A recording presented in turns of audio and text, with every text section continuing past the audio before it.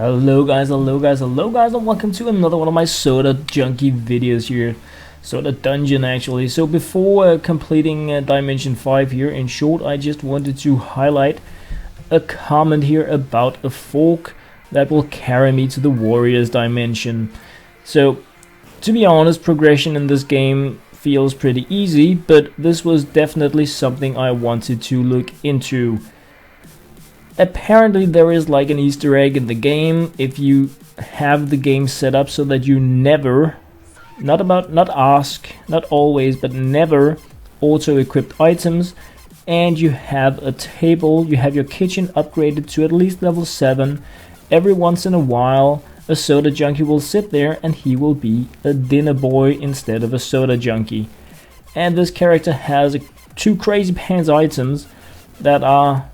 The game has been updated now, but at this point here, when I got the comment, it was close to legendary in terms of how powerful it was, really. So yeah, I decided to wait a bit, and in this video here and forward, I pretty much just used them because I already decided that I wanted to scoop into the Warriors Dimension, because just grinding the earlier dimensions was it got a bit boring. So have it set to never, checking out the table where there is food, refreshing the tavern, soda junkie, dinner boy, there we have him. So that is like the ideal starting character for you to have, because he has a crazy pants weapon and he has a bib, the armor, 30 health. Pretty crazy cool as a starting item. The fork, 60% chance to crit for 200% damage. Absolutely insane, and you can get it for a few hundred, meaning that if you really want to just trailblaze from the first dimension to the Warriors Dimension, you can probably just invest in upgrading your soda junkies and then grabbing the dinner boys and trailblazing through it. So that's definitely a viable way to get from the start to the end, even after the recent game update. That is definitely something you can do. So I just kind of wanted to test it out here and just save myself a little time, because I did the grinding to up in the 3000 range on the previous dimension. So I figured, okay, let's just do it, get to the end game, and then I can start focusing on the real progression instead of the silly pants. So just testing out here for the first time how strong these dudes are, going to level 91 so that I can see, can these dinner boys with their bibs and forks do anything? And yes, they can. Yes, they can. They can do crazy silly paints. So it is completely correct. Obviously I have still, my minions are still very, very upgraded in terms of health, so I have a huge amount of health. My soda junkies, I do think, were upgraded to around level 30 or something like that. But it's small stake stuff really, and I gave some attack power up here, which I think is what you also really want to do if you want to play with this strategy. But it's like completely viable, and I'm just crushing things here at level 99. Not really any problem. Checking out the boss for this particular dimension, and it's Demora. I care not for fighting, and she's a chick. But if death is your wish, oh yeah, my army will meet you at level 500. So this was pretty cool. She has an army. She actually says that you're going to be facing an army this time instead of just facing a boss. For me, that was really, really cool. The last boss with his heal up was a little bit tricky. You actually had to do a little bit of thinking. This one here has an army. So at level 100 you kind of see the boss. At 200, 300, 400 you see the ghost images of the previous bosses. It's pretty much just tank, spank and gank here. The bibs and the forks, they just take you throughout the game. It's pretty insane how... I don't want to call the game broken, even though these got nerfed. I guess it's just an easy way for you to get to the end game if you don't really care about building up slowly as you progress through the dimensions.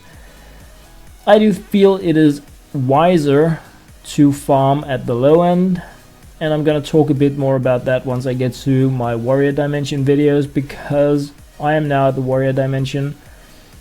Not in this video, but this was recorded yesterday, I think. And farming there just isn't as fun as it is in the earlier dimensions, but I'll get more into that. So these dudes are just crushing it, really just raking in money so that I can get better equipment, buy the better characters, and they're just going on like endlessly grinding the level, and that's pretty cool. But yeah, I'm gonna scoop a bit forward here, guys. So I grinded up to level, I think, 250, got the items, bought the other characters, just gave them the equipment that appeared to be better, kept the forks in the hand, and jumped to 491, because that is like the maximum you can jump to if you have the dimension boosting VIP upgrades. So you can jump to the last like teleport spot before the new boss, and that is 491. Up 497 now. They're just pretty much crushing this with their forks and their bibs, and it's really insane. But at the same time, I kind of like that this is actually possible. So I'm closing in on the army battle. Demora was really looking forward to that. So I guess even, you know, going a bit faster for this boss than what I've done before, because I really wanted to see how the game was different with an army battle instead of just a single tank and spank kind of thing. So yeah, just really nudging it up there slowly but surely with the characters here. They're not that strong, but they kind of get the job done. So we reached the top of the dungeon here, ready to face Demora. Have it your way, but I'll warn you. Only the touch of life can harm a soul as dark as mine. I didn't read this. Figured I had the merchant, he could deal damage, you know, half the hit points. Didn't work out. So she's just summoning these skeletons, and I can deal no damage to her. This is done on autopilot, and nothing's going on here. I'm just getting loads of skeletons, and she's like trying to hit me, but she's not really doing that well. But I mean, it's still, they're not that strong. Nothing here is that difficult with the items I have, but every turn she kind of does the rise from the grave thing. So that is her army. She has this undead army kind of thing, and the autopilot is just really stupid.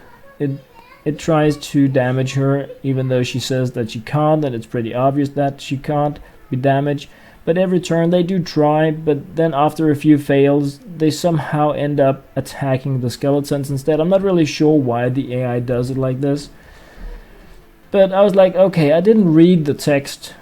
I just, you know, yada yada, let's do it. So I really didn't know how I should deal with Demora, even though it is pretty well hinted in the actual description of the battle in her introduction, only a touch of life. So obviously what you want to do is, instead of attacking her, you want to heal her. And I started out stealing from her, figured out that works, so that was cool. Tried once again manually to do the let me take half of your hit points, nothing. Attack, nothing. Tried to do the confusion thing, nothing works.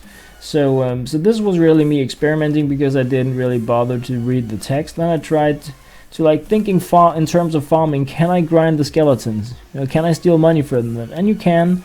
So you can actually take money from the skeletons each time they're spawned, and use it as like a massive single grinding level if you want that, because she's going nowhere unless you heal her.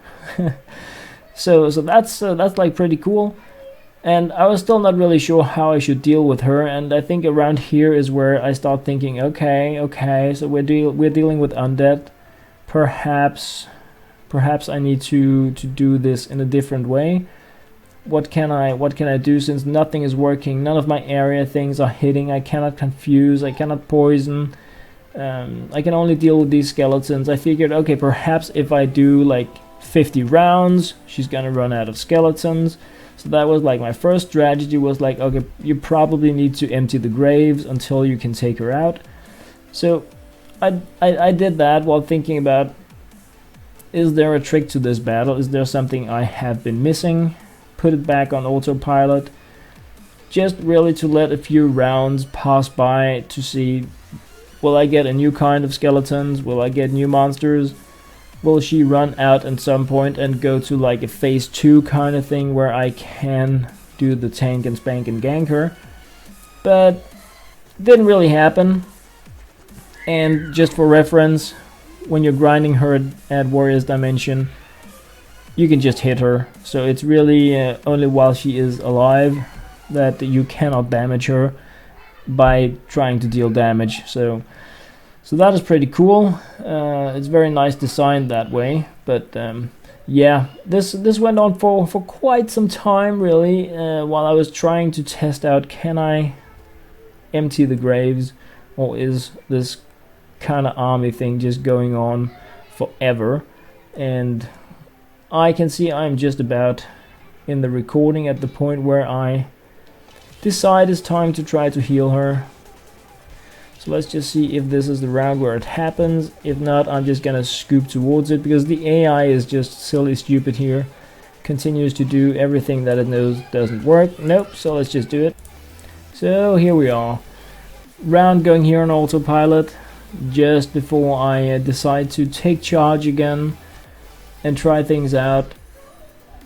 This has been going on for like, I don't know, 15 minutes or something of just grinding the skeletons, trying to see if I could take out every single skeleton she has. It wasn't possible, so I figured, okay, let's try to heal her. Healing her deals 1000 damage to her, so obviously that is just what you want to do. Just want to go in with a team filled with healers and just gank her. And then it's a pretty easy battle, because the skeletons are very weak and she is very weak. To the darkness I return. She dies. The group breaks up, everybody's happy. So this is a crazy easy dimension if you do the dinner boy kind of thing and you just go right in and heal her, because the skeletons are really no threat. Especially not if you have high health as I have, and obviously if you have a lot of healers, you don't really care, because you can also heal yourself if you kind of need it. So very cool boss battle design. Silly pants played by me, because I really didn't focus on doing the right things. I didn't read the intro message because I didn't really think it was important. So just converting my spare essence and then grabbing the wizard there, you're really doing it. I had my doubts, but you've proven me wrong each time. Their power shrinks with each passing encounter. Don't let up. So yeah, good times, nice with a pep talk. Let's go through the portal there and just jump to Dimension 6 and grab another one of those relic artifact things. Because yeah, I do like that. I really do like that. So come on, Dr. Ninja. Let's go there. So out in space we are. He's right, you know. The power of the dungeon bosses shrinks, and so shrinks the presence of corruption, yet something else grows. Perhaps it's just my imagination. Better safe than sorry, I suppose. Just one relic left, which was a major bomber. I don't need this, but had to pick it. So yeah, that was, I suppose that was easy, huh? Yeah, it was. Don't forget, Conjurer only, divination skill. So a boost to that, and now friend, your destination is coming this way like a ninja pants. So guys, that was moving through Dimension 5, Demora, the boss battle, and to Dimension 6. As always, thank you very much for watching.